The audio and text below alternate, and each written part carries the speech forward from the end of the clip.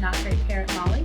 This is Not Great Parent Nathan. Yes. And we have another Not Great Parent Jason Collins with us today. Thanks for informing me. I know. Yes. Happy Halloween, guys. Yes. Happy Halloween. Happy I Halloween. know. It's a busy week at my house with little kids. True. Tell me, when you guys were little, what was your favorite costume you would dress in? Oh, wow. Favorite costume? That is interesting. I don't know. I'm nostalgia here. gonna give you one that's gonna date me. Okay. I dressed up as Pac-Man. Oh, I like it. That's good. I did. I like That's it. a good one. It was the hot thing in the 80s, and my mom made it. It was a big, like out of poster board, and I even made a little ghost inside of his mouth, Oh, and wow. had eyes, and I walked had around a with poster it. board costume that was a Hershey Kiss, and it was the Aw, same thing. It was like that, that's and then I had so a belt, sweet. and it was really ugly. So I'll But tell it's you. cute. The picture's cute. But I'll tell you, my favorite was probably not my favorite as a kid. The Power Rangers were a big thing when I was a kid, and I had a friend whose mom had bought him, like, you know, the officially The official licensed thing. Yes. one, and it looked great, and it looked just like the thing. And so I told that to my mom, and my mom was like, "I'll make you that Uh-huh. Oh costume." yeah, Yeah. that's always. And fun. so looking back on it, this is what I mean, but looking back on it, it's pretty impressive what she I did. Like, know. it looks pretty Well, good. your mom But- is pretty impressive. Oh, yeah, I was gonna She's say, got all a the, like- mindset on something. Yeah, well, and the sewing, you know, like Yeah. all that. She used to She's be. got the skills to do it. Yeah, so she had sewed this whole thing. There was a vest, there was a helmet, there Oh, was a wow. whole thing. And I remember getting it being like, this is crap. Why do I have to do this? This is horrible. I wanted Oh, the store-bought one. Yes, Well, but I always make my kids' costumes usually Sure. some element of it. Mm. And last year I made Jasper wanted to be corn. I remember this. He said, "I said, Who? what do you want to be for Halloween?" He said, "Corn." And there Like was this song the out- vegetable Yeah, corn? not the new metal okay. group. No. See, when I was growing up, that was a metal Yeah, the group. corn- Yes. Yeah, not I'm that like, corn. yes. He wanted to be like corn cob. Oh, nice. So I made this costume last year. Because of the TikTok. there was a TikTok song Oh. that said. The And so corn when song. I said, "What are you talking about?" He said, "You know, Mom, it's corn, like a big lump of knobs. corn. It has some Right. juice." And I went, "Oh my gosh, okay." So anyway, he was corn. It was really cute. He wore it to the fall festival Mhm. here, and then on Halloween, he didn't want to be it anymore. Aw. So he was like a waiter or something. There you go.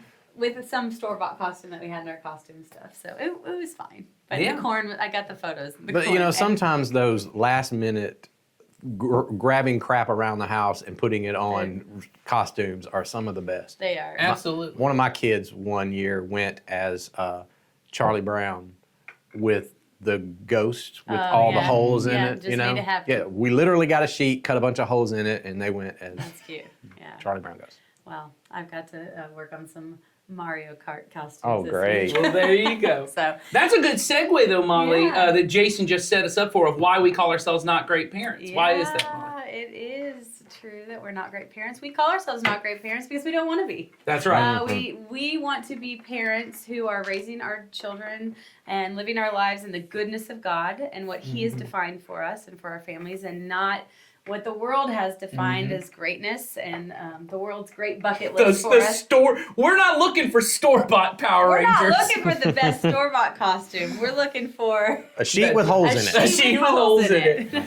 Yes. No, but we are really striving to, direct our family and make decisions that lead us to live and walk in the life that God has intended for us. And, sometimes those things cross over. We know sometimes things that the world says is great. We also have, That's right. in our lives, but we are constantly focused on what would Jesus want for our family. And Right. so we aren't great and we don't want to be. That's right. And in this series that we've been in, Parenting Makes Me Crazy. Yeah, we're We've- also crazy. Yes. Well, Not great and crazy. often it's the pursuit of greatness. It's this, I've got to have everything, or I've got to have everything together. I got to have my whole life together. Perfect kids, everybody's successful, we did all the things, That's we got right. all the money, all those things, and that can be completely overwhelming. Yeah, and we've been talking a lot about this idea of, and I think this happens when you're pursuing greatness, it's the social media reel.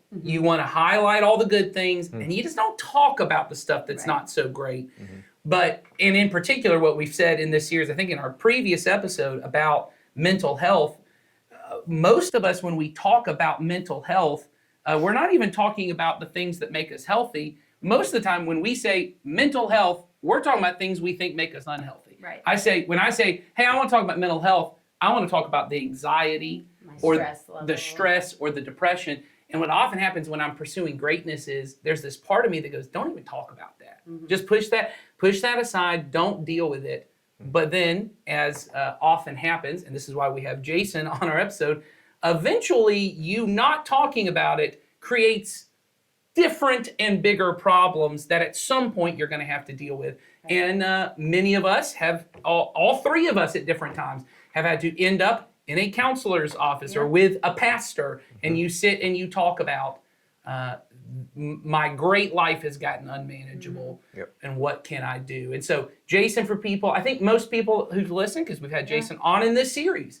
And we know you guys never miss an episode. That's right. Yeah, you've never missed one. Never. So of course you've seen one of the Jason. other ones that Jason was on. Good point. We are great. Yeah. But Jason's on our staff. He's a teaching pastor here, but he's also going back to school, very close to being done. Right at the end. Very So done. soon. Yes. And then yes. what will you then at that point be a licensed counselor? Is that the term that you use? Well, getting a license to be a counselor in the state of Georgia takes 2 years after you graduate. okay. So I will not be fully licensed probably Gotcha. for another 2 years, but I will be operating as an associate professional counselor. You will be Wow. So, you know, there's- technically professional. I will be counselor. I'll have P in my That's right. That's I'll right. have a professional That's in right. there. It'll But- be the fourth P in the pod on our That's other right. podcast. That's right. I'm in an internship now to earn my degree, so I'm counseling more than anything else that I do in my week. So I wanted to ask you, often when people come in, are you mostly dealing with adults, or do you also deal with children and teenagers? I am primarily seeing adults right now. Okay, so when people are coming in and they're at a point of whatever has brought them in, some stress point, some crisis Something. has happened, is it often the case in your experience that a part of the problem that they're dealing with is a lack of language around the issue that they're dealing with? That's part of it. But I think the lack of language just stems from not really spending a whole lot of time just understanding what I feel and why I feel this way. Most of the time, we spend a lot of time just getting comfortable with emotional language. But it's more than that. It's not that I don't even have the words. It's that I don't even really understand what it is that I'm going through. I just know I don't like it. Right. That's usually the thing. It's created what we've talked a lot in here, a Yeah. friction within you. It's Yeah, created yeah. a unsettling anxiety or something that And I will say this, typically what brings people into the counseling room is not the thing that we wind up dealing with. Right? It's there's an event. Like, I'll have somebody say, I had this moment, this happened, this was bad. It caused all kinds of friction in my family or in my life or at my job or in my marriage, and I know I need some help.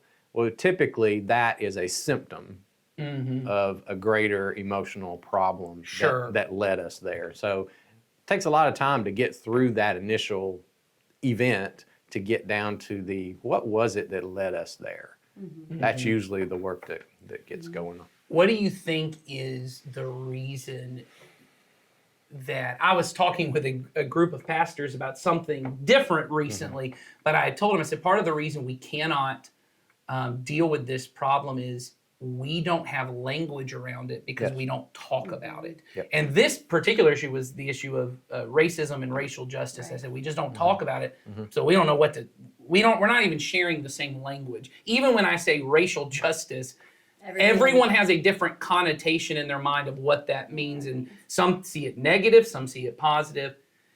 What do you think it is in our emotional, mental health, especially around what many of us would call Because I'm assuming most people are not coming into your office going, I'm just so happy, We were and I talking can't about figure out why everything is going so well. We were talking about this on the last episode Yeah. that we don't do that. We don't say, "Hey Nathan, check out my mental health. It's awesome." Right, yeah, Or like, you're- I've been working so hard on my mental health. Right. Why is it that these what some of us would say, oh, these are negative emotions, but we try to say all the time there aren't negative emotions. There are some that are a little more complicated though, and Yeah. feel negative in the way that we experience them. Negative in the sense that I don't want to feel this way. Right. So what is it that often, part of the reason we don't have the language around it is because we're not talking about it. What makes us not want to talk about sadness or fear or anger, jealousy, these deeper kind of emotions? Well, there, like you said, there's the first part of I know it's something I don't want, and then there comes some shame in that, right? So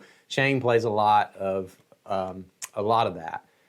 I would say the biggest thing is that it requires, in order to talk about emotions, it requires you to experience vulnerability. And there's this thing in all of us. I say this all the time to clients. I said, when you see someone else being vulnerable, you admire that person. That's But good. when you get vulnerable, you feel like you want to die. And you want to crawl into a hole, and it feels exposing, and almost like, the feeling you get when I'm it's almost like ripping off your clothes in front of a bunch of Oh, people. yeah. It's Right. like, oh, I shouldn't do that. That's dangerous.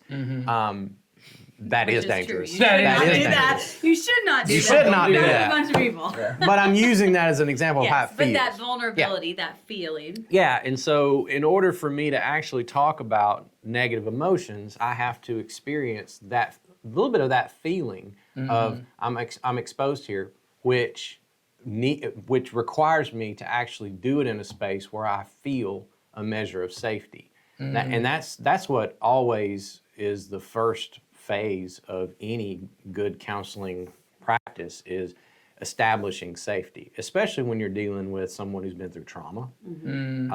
The very first stage is establishing safety, and sometimes that takes a long, long time because until I feel safe, I will not expose myself, and I won't be vulnerable with you because if you're not safe, then it's a dangerous thing to do. So establishing safety is very important.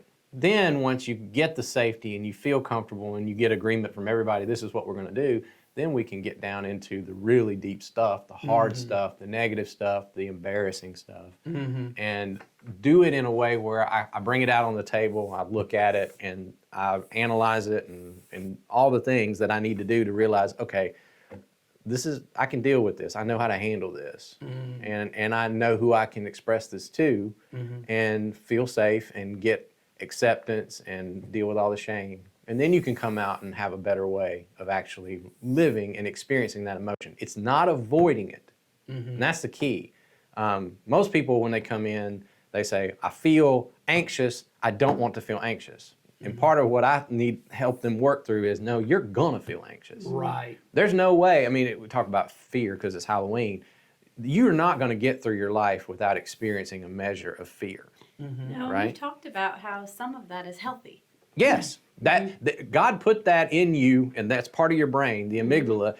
It alerts you to fear to keep you safe. Right. So what you have to understand is, yes, fear is an emotion I don't want to feel, but it is there for a reason. And if I understand it, I can, and I always, my image with clients is emotions are like waves in the ocean. Right. If you go and stand in the ocean, you can try as much as you want to stop that wave from hitting you. You will not succeed. Right. You can fight against that wave, and it will probably knock you down.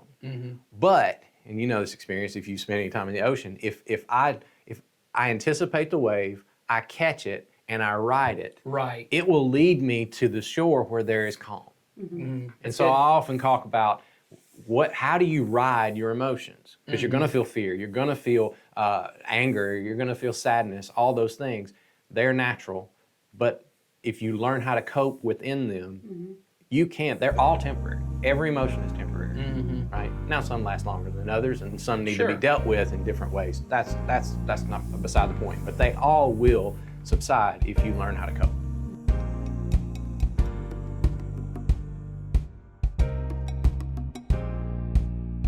So I'm feeling anxiety, let's Yep. say. What do I do? Stop it. Yeah, no, because we've talked about Yeah. we talked about it in a previous episode. Spending time by yourself and with God and talking through that. But so if I'm Well, going I through think a prolonged period where I'm feeling anxious about something, or it feels overwhelming, it's consuming me, whatever it might be. Mhm. What my first step's probably not going to be to call a counselor, to be honest with you, because I'm probably going to try to handle it myself. So what do you tell people as sort of things they need to know about themselves, or ways that they need to kind of Yeah. start? Well, getting the language is real important, like Nathan was saying. And one of the tools that I use is called an emotions wheel. In fact, I can give you a link to that. Sure. And in fact, if you want to put it onto the podcast, that's fine.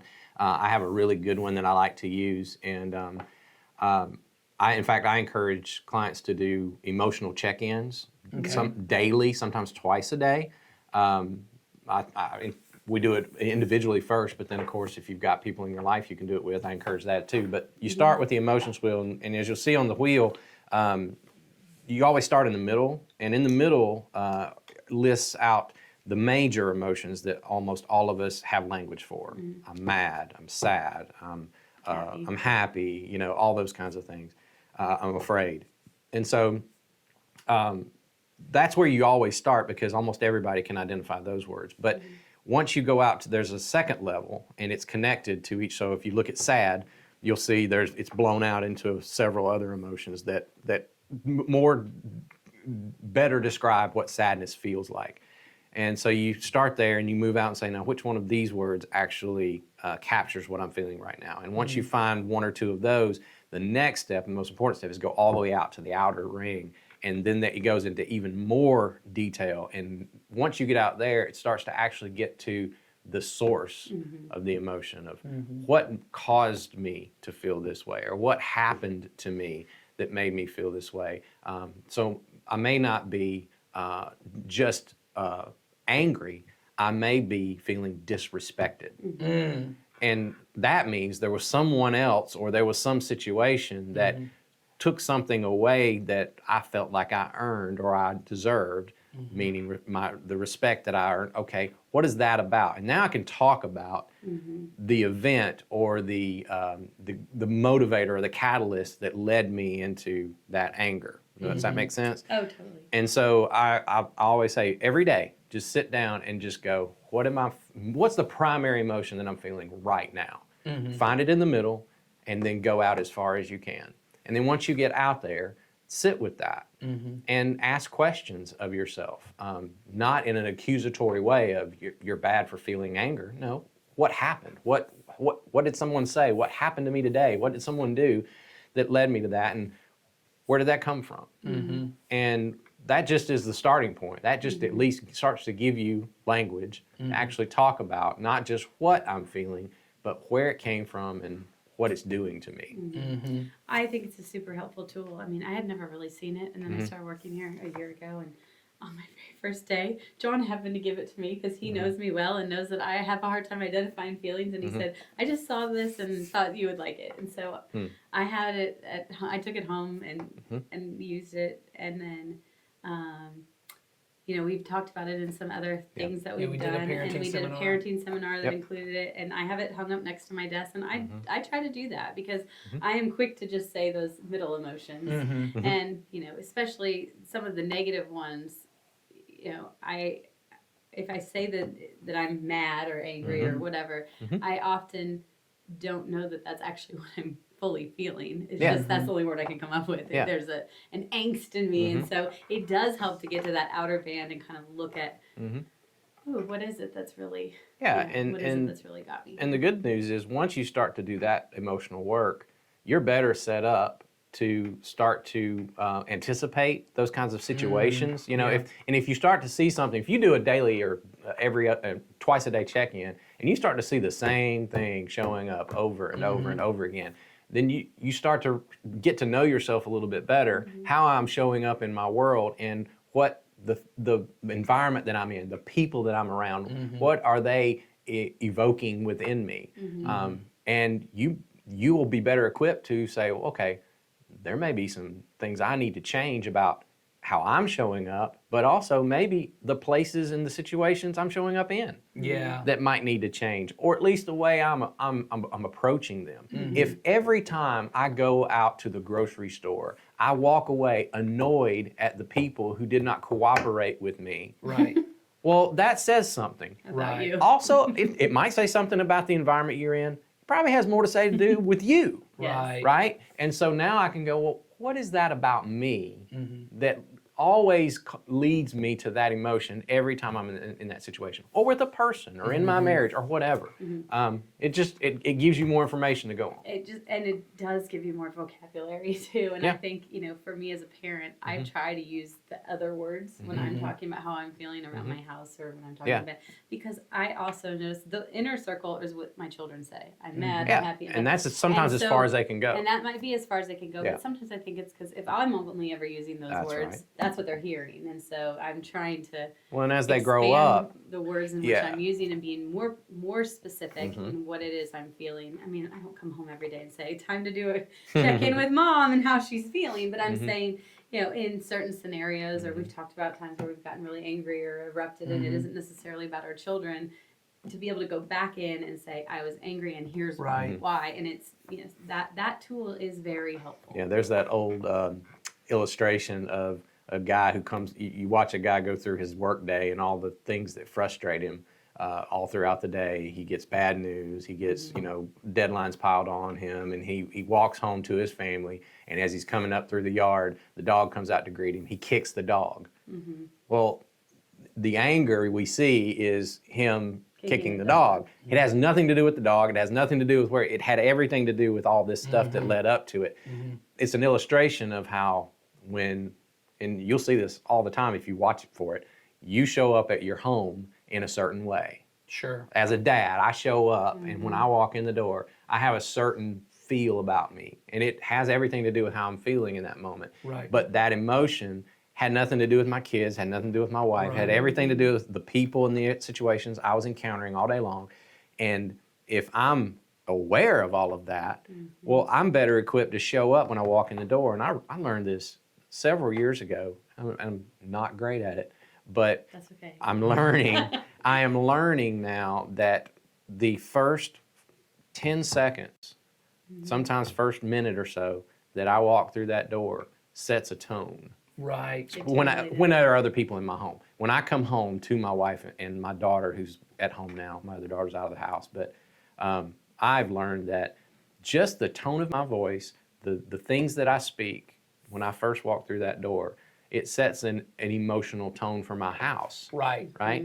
So I need to do some emotional check-in before I go in. Mm-hmm. Right? I need to think about how am I feeling right now, and am I going to walk in and am I going to share anger with them, or are they going to see the frustration in my voice, or the if I'm just worn down and I'm weary, because that's a lot of times when I walk in. I had it kind of in the reverse, meaning I made some adjustments in our morning routine Okay. because I was always feeling something right before we were leaving. So I was feeling like we're running late. It Yep. was stressful. I felt like we were never prepared. I would be yelling. My kids would be slower than you could possibly be. And then what was happening was we were having a horrible ride to school. And then I was basically opening the door and say, "Have a nice day." Yeah. Not meaning a thing of that. And then I realized that there were days that my child carried that all day. And he came home Yep. and he'd say something. And I'd say, "Are you still thinking about this morning?" And he'd say, "Yes." And some of that was adjusted by me understanding what was happening and understanding my emotional state in that moment. Yep. And then, making some adjustments to that and just being aware Yep. that has a huge effect. It does. It Not does. just on me, but on them. That's right.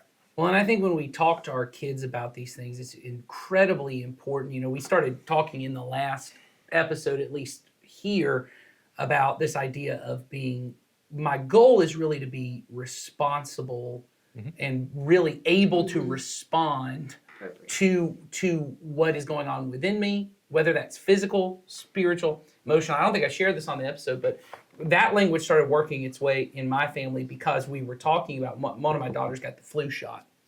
She kept calling it the vaccine, and she kept going, "I got the vaccine."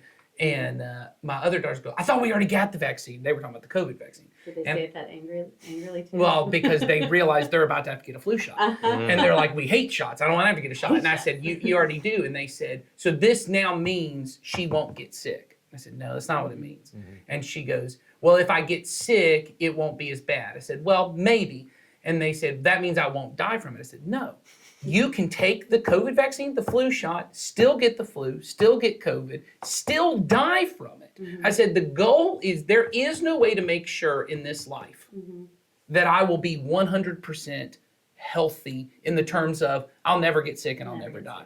What my job is to be responsible. So I was thinking about this when Jason said the thing about anticipating. There is no way in this life to make sure I'm never going to be sad or never going to be anxious. My job is just to be emotionally responsible. Yep. I want to think through and go, okay, so like with the flu, when it's flu season, I'm going to wash my hands a little bit more. And if I find out someone has the flu, I might not go sit right next to them and do that because, like Jason was saying about the other thing, if I know I'm always going into this environment and it's always upsetting me, right? But I also have to be aware there are going to be times I'm going to catch the flu and I did everything right. And I did all the right things and it's just going to happen. And my job is to go, do I know what to do when that happens? Do I know how to notice that it's happening, right? And so I say that to my girls, and I did say this, you may be sad because of their past, they have certain days of the year that they don't always realize it until later. Oh, this day made me really sad, right? This day was just really difficult. And I said to one of them one day, you may be sad on this day of the year for the rest of your life. But as long as you know it going into it and you go, this day's going to be hard for me, right? And anyone who's ever lost anyone knows that on maybe birthdays or Mother's Day or whatever the day is, that's going to be a tough day for me. And that doesn't mean anything bad about me. Or you may find one day that day isn't tough for me and now I feel guilty. Why isn't that tough for me anymore? Whatever I feel, you know what I mean? What you're describing is just a process of learning how to accept Right. every emotion that comes to me or that I even allow into my life, and that's a part of it. And you talk about anticipating, it is like when we say there are no negative emotions, what we mean is they're all common. They're all just they are normal. And so to look at that thing and say that it's bad and I should run from it, no, it's a part of your life. It is something to be managed. It is something to be aware of. Just like you said, a sickness that exists in our world. There's, there are things I can do to avoid it, but one day I'm going to catch it probably. And so what do I do then? Right. And if I have a game plan, a lot of times what I find people are, they just don't live with any kind of awareness and a sense of acceptance. So as soon as the anxiety or as soon as the sadness or fear hits them, it's just like, where did this come from? I don't know what to do. But if you start out going, this is normal, this is going to come, and this is the important part, there are things that I have in my life that actually help me cope with them. Right. It doesn't mean you're getting saddled with that emotion No, and it forever. doesn't mean you're weak to have to go to those things. Because that's what I shouldn't have to do all those things to find joy again. Well, that's how you found it in the first place. That's right. So what are the people? What are the things in your life that you give to your body and your soul and your mind that actually promote joy? Lean back on those things. So I spend a lot of time in sessions going, okay, talk about the last time you felt the way you want to feel. What were you doing? Who were you with? What was around you? And we go through those kinds of lists and say, well, why don't you go back to those things? Right. And it's almost like, oh, I shouldn't have to do that. Well, you're a human being. Give yourself some grace and give yourself some slack and know that those are things that they're blessings from our Heavenly Father that He put in your life that work for you. Whether it be a certain type of music that really puts me in a better place mentally, or just the scriptures that I lean into, or the people in my life that help bring me joy. Petting your dog. Right. Yeah. I mean that's been proven as one of the things that brings dopamine into your system, or something that you love to do, or something like that. It's not a weakness to go to it. Right. So lean into it and don't blame yourself when the emotion comes. So part of That's helpful. acceptance. So whether we're doing that for ourselves or trying to train our kids, because the truth is, there's really no way to make it happen for my kid. But as we've been talking about, if we can make this a regular conversation, Yeah. and we start to give them language around it, our hope is that one day they're able to really adopt that language. And my kids, I remember. I don't think I think I shared it on a podcast or maybe in a sermon. There was a day, like this was now like 6-9 months ago, that one of my girls, they had gotten in this. I could tell something had happened. They weren't like fighting, but it was tense between them. And one of them, my oldest daughter, came to the younger two and just said, I need to talk to you. And I thought she was talking to me. And she said, no, I need to talk That's to you. good. And I said, okay, what are y'all talking about? And she just said, when you two, she goes, the reason I got upset was because when you two upstairs told me that you wanted one of my younger daughters they were painting or doing something. You wanted her painting. That made me feel like you didn't like my painting, which made me feel like you didn't like me, which made me feel bad about myself. And she just said, and I said, so Were you what? proud of her in that moment? Well, yeah, and I thought, should so be. what, yeah, That's I thought, huge. so what are you I'm gonna telling you, most adults can't do that. Yeah. Right, and that's why I told him. I said, this is honestly pretty impressive. And the other two girls go, of course, oh, well, that's not what we meant at all. We thought it was a contest, and we were just picking, and this little moment of reconciliation. And that's what I said. I said, I sit with adults at time who can't say that to someone they're married to. Yes. They can't say that to some, and you guys are figuring out how to do this. I said, and that's the key. Or the other side of that is when someone does disclose, and goes back to safety, when someone does disclose, like your daughter said, you said this, it made me feel this way. The other side of that is we come at people and we go, Sure. well, you shouldn't feel that way. Right. Well, then that piles more shame back on that. Right. And that's the key that's almost everything about couples counseling. When I do that, it's, I feel this way. And then the partner goes, well, you shouldn't because I didn't mean it that way. Right. Well, that's not helpful. What the proper response to that is, I'm sorry you feel that way. Right. And I recognize, I understand that feeling. I've had that feeling too. And thank you for sharing that. Yeah. And I don't want you to feel that way. Right. What can I do to help you not feel that way? Yeah. Rather than blaming the person, because the truth is, the shoe's going to be on the other foot one day. That's right. That other person's going to say something that's going to make you feel a certain way, and you don't want to hear them go, well, just get over it, just stop it, because that's not how feelings work. Right. Right. Feelings come, and the worst thing you can do is just to go, well, I shouldn't feel that way, so I'm just not going to say anything. Well, then I've just basically put it into a stack inside of my soul, and it's going to just start stacking up, and that's where you get explosions That's and where the blow-ups. incident happens, but really you got to go And back it has and nothing to deal with do. all It's the things something that was underneath going on yeah. for years. Right. And so, having that interaction of, and this is what I train people all the time, is I feel statements. I feel this way when this happens, or when you said this, I felt this. And you just fill in those blanks. And then we have to train ourselves as people in those relationships to respond with, I hear you. And I understand how you feel. I don't want you to feel that way either. And not that I'm necessarily sorry for what I did, because I may have done something completely innocent, but I'm sorry for the feeling that you had. Right. I empathize with that. And as someone who cares about you and loves you, I don't want you to feel that way either. So how can I come alongside of you? Rather than standing in front of you and blaming you for your feeling, let me come alongside of you and let's figure out together how we can not make that happen anymore. Well, now we're actually in a relationship where there's love and compassion and all that going on. Which It's good. is really good stuff. Yeah, so we hope you guys take this and have help yourself, and maybe you're at a place where, as Jason said, all of this is too confusing, and you need to get someone else's opinion. Maybe you need to go to see a counselor or sit down with one of our pastors and just have a conversation about, I don't know what I'm feeling. I just don't like what I'm feeling. And if you need to, reach out to us, help@community-christian.net. We'll either be able to sit with you or help you find somebody who's able to do that. And then, as always, we want you to be talking to your kids about this and try to help them develop those skills of going deeper into those emotions. So. And we're here for questions or comments. Absolutely, so yeah. There's a link in the show notes, and you can send in those to us as well. We love hearing from you guys. So Yes. send us your thoughts, your questions, and we will address them in a future episode. So thanks you guys for joining us. Thanks for being with us today. It was, No problem. it was really helpful, and we're going to keep on. So, I'll be back. all right. Well, you guys have a great day. We did it again. You have a good day. A good day. Not a great day. Yeah. There you Take go. care.